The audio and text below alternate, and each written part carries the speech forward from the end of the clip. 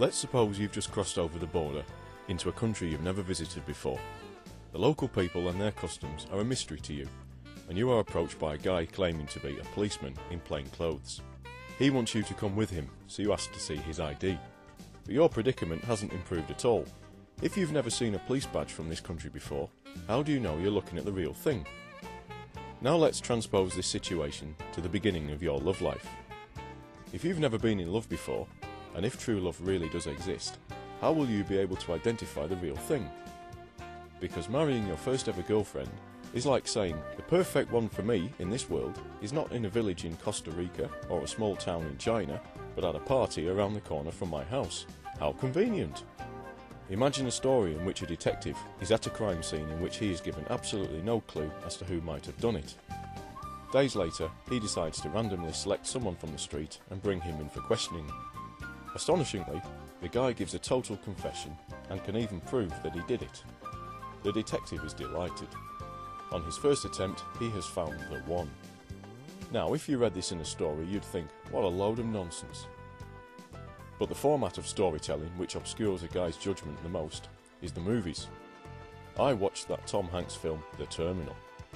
Immigrant Victor Navorsky is stuck at a New York airport because legally he is not allowed to leave.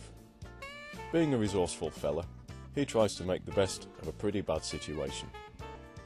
Before long, he is acquainted with an air hostess, flight attendant, played by Catherine Zeta-Jones, who was still worth a look back then, and because they don't have MGTOW in Victor's home country of Krakozia, he tries to win her over by giving her some story about him being a travelling contractor. Inevitably, because he can't keep up the pretense forever, his deception is discovered and he has no choice except to admit his bizarre scenario. Now, here we have an attractive woman who is in continuous proximity to wealthy and successful businessmen, as well as handsome and accomplished airline pilots wanting a bit of what she has to offer, and yet she is still romantically attracted to a man with no job, home, possessions or legal status, and who has lied to her in a big way. And she even gives him a seductive kiss.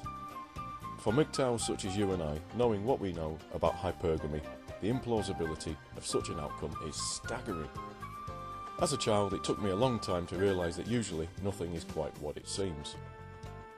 In my early 20s, I worked for a while at a law firm. As a blue pill idiot, I would flirt often with a girl who worked at the reception. She was nice looking, although a bit boring, and we talked about maybe going out for a drink together. One day, something was happening with the fax machine, and she went over to sort it out.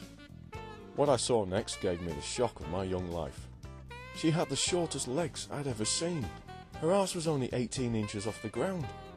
I had only ever seen her sitting down, and I realised that if we were going to be having any fun together, I would need to help her up onto the bed. I was so shaken up by this, I had to pull myself together by sniffing the ink from the printer. Nowadays, the most deceiving representation is when a woman behaves in a sexy way. It's obviously just an act, because this cannot be her normal state of being. If you were to do the old trick of scooping up dog crap into a paper bag, setting it alight and giving her a close encounter of the turd kind, would she really say, I wonder who's at my front door. I should take a look. Ooh, some stupid prick has left a burning bag on the step. I'd better stamp out the flames. Look at all this dog shit on my legs. I should wash it off. Ooh, I love it when I puke on myself. No, she wouldn't behave like this. She would go fucking mental.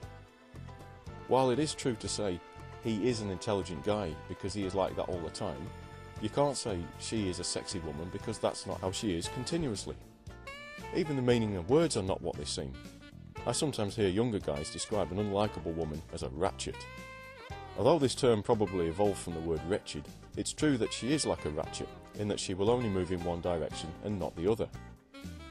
Even entire sentences can be cryptic, especially if asserted by pretentious, overbearing and self-important Thelma and Louise watching feminists. But the longest sentence a man has to deal with, marriage, is where your wife will give you the most honest representation of her true self, especially when your assets are to be handed over to her.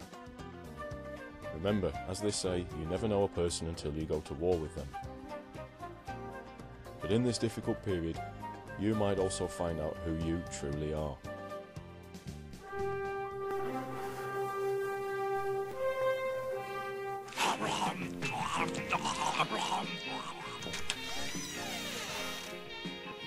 Excuse me, miss. I think you're spending my money. Huh, come and get it, $4. Take it easy, Becky. Guy just got divorced. Cost him a fortune. Oh, God! This whore is to go. I'm terribly sorry about all the damage, sir. Oh, I've been going MGTOW.